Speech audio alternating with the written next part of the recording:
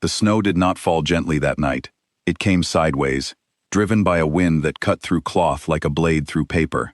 Leora lay where they had left her, at the edge of the mountain pass, her thin coat already stiff with frost.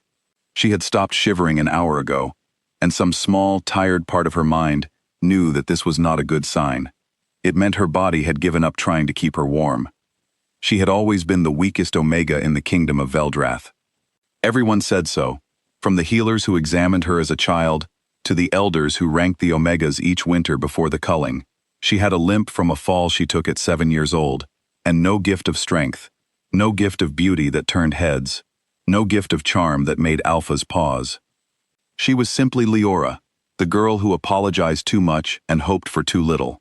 That morning, she had stood in the square with the other Omegas, wrapped in a gray shawl that did nothing against the cold, and listened as the elder read the names of those judged too weak to be claimed. Her name came first.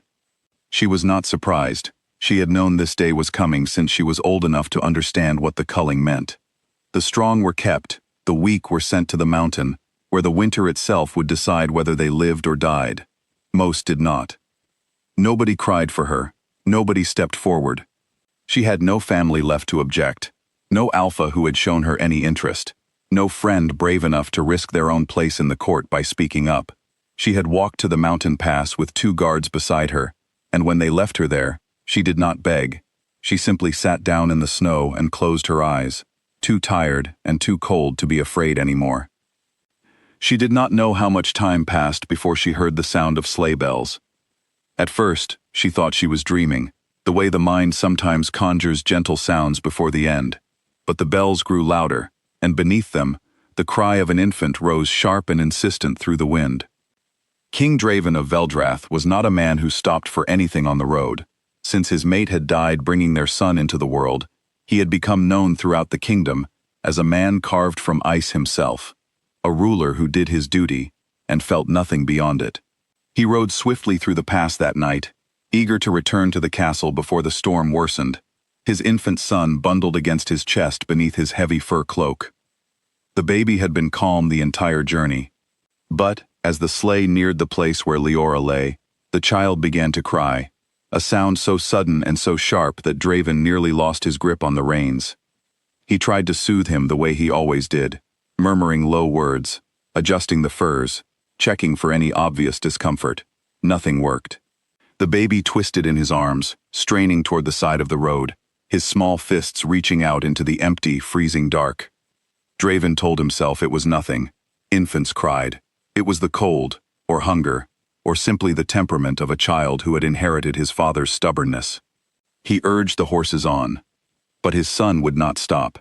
If anything, the cries grew more desperate, more pleading, as though something out there in the snow was calling to him, and only him.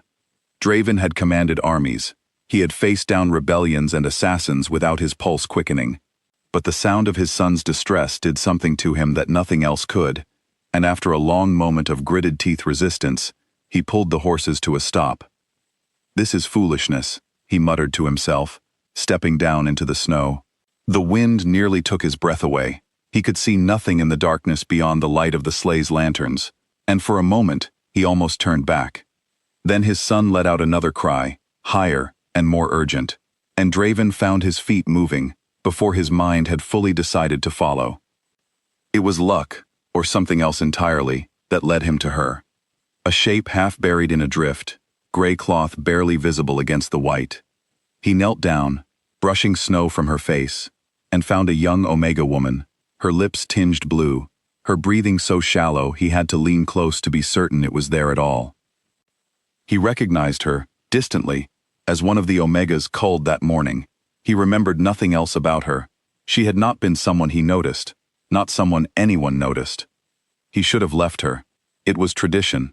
It was the law of the culling, and kings did not interfere with laws they themselves upheld. But his son was still crying, twisting so violently in his arms that Draven feared he might fall, and some instinct deeper than law made him lift the frozen woman against his other side. The moment her weight settled against him, his son went utterly silent. Draven stood frozen himself, snow swirling around them, and felt his son turn his small face toward the woman, nuzzling into the curve of her shoulder, with a contentment that made no sense at all. And then Draven felt it too, a pull low in his chest, unmistakable and impossible to ignore, the same bone-deep recognition he had once felt for his lost mate. A bond, snapping into place, not because he had chosen it, but because his son had. He stood there for a long moment, torn between disbelief and something that felt dangerously like hope, before the cold reminded him that the woman in his arms was dying, bond or no bond. He carried her to the sleigh. The healers at the castle worked through the night to bring warmth back into Leora's body. She drifted in and out of consciousness, catching fragments of voices she did not recognize, the crackle of a fire, the softness of blankets unlike anything she had ever known. When she finally woke fully, 3 days had passed, and she found herself in a chamber far grander than anything she had ever slept in, sunlight pouring through tall windows onto silk sheets. For a moment, she believed she had died after all, and this was some strange afterlife. Then a nurse entered, saw her open eyes, and gasped so loudly that Leora flinched. "You're awake," the woman said, hurrying to her side. "I must tell the king at once." "The king?" Leora repeated, her voice a dry whisper. "Why would the king care whether I woke?" The nurse only shook her head, looking at her with an expression Leora couldn't quite read, somewhere between wonder and worry, and left the room without answering. When Draven arrived, he stood in the doorway for a long moment before entering, his son held against his shoulder. Leora stared at him, too weak and too confused to do anything but stare. She recognized him, of course. Everyone in Veldrath knew the face of their king, but she could not understand what he was doing here, in a chamber that had clearly been prepared for her. "You are the Omega from the culling," he said, not quite a question. "Yes, Your Majesty." Shame flooded through her, hot despite the cold that still lingered in her bones. "I am sorry to have troubled you. I don't know why I was brought here." "You were brought here," he said slowly, as though the words cost him something, "because my son will not stop crying unless you are near him." As if summoned by the statement, the baby stirred, turning his head toward Leora, reaching one small hand in her direction. Leora's breath caught. She had never held a child before, had never been trusted with anything so precious, and yet something in her ached toward him with a certainty she could not explain. "I don't understand," she whispered. "Neither do I," Draven admitted, and for the first time, something almost human flickered across his guarded features. "But it seems my son has chosen you as his mother, and in choosing you, he has bound you to me as well. You are my true mate, whether either of us wished it or not." The words should have felt like a blessing.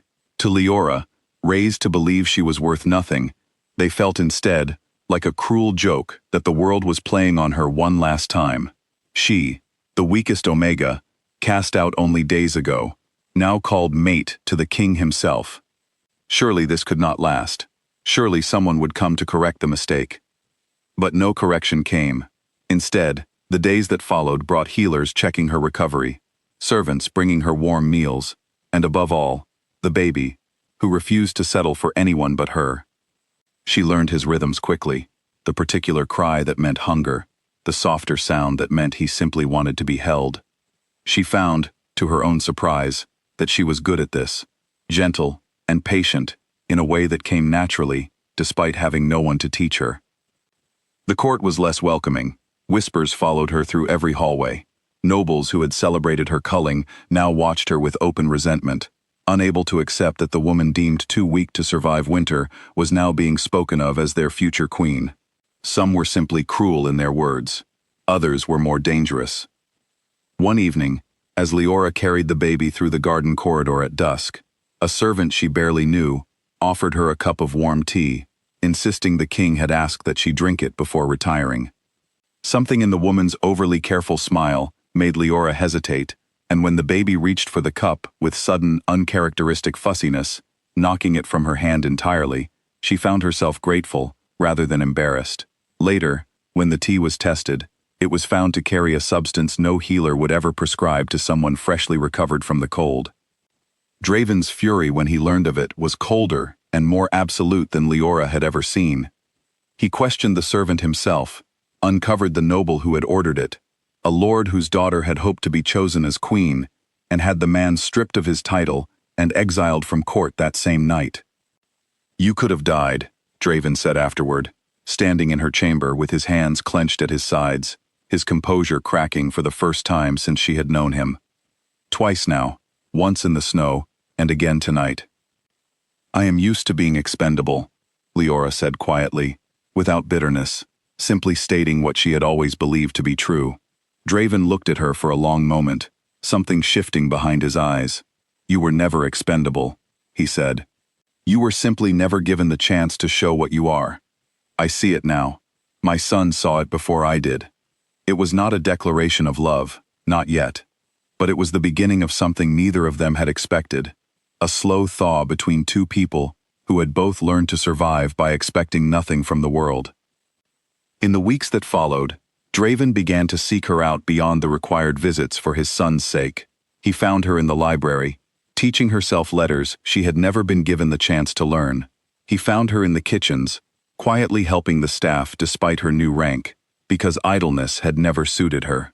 He found, again and again, that the weakness the court had assigned her had never truly existed. She had simply never been given room to be anything else. The final challenge came when the full court gathered for the Midwinter Council, the one occasion each year when every noble family in Veldrath assembled before the throne. Whispers had grown louder, demanding the king reconsider his bond, insisting tradition be restored, and the Omega quietly sent away now that the danger to the child had passed. Draven stood before them all, his son in his arms, Leora at his side despite the nervous tremor in her hands. "You call her weak," he said, his voice carrying easily through the silent hall. "Yet she survived what many of you would not. My son, whose instincts have never once been wrong, chose her before I did, before any of you did. In our oldest traditions, a bond recognized by a child of the blood is the rarest and most sacred bond known to our people. You do not question it, you honor it." No one spoke against him. No one dared. That night, as snow fell softly outside the castle windows, gentler now than the storm that had once left Leora for dead, she sat by the fire with Draven and his son between them, the baby's small hand curled around her finger. She thought of the girl who had closed her eyes in the snow, certain she would never be missed, and looked instead at the life that had somehow, impossibly, found her. She was no longer the weakest Omega left to freeze. She was simply home.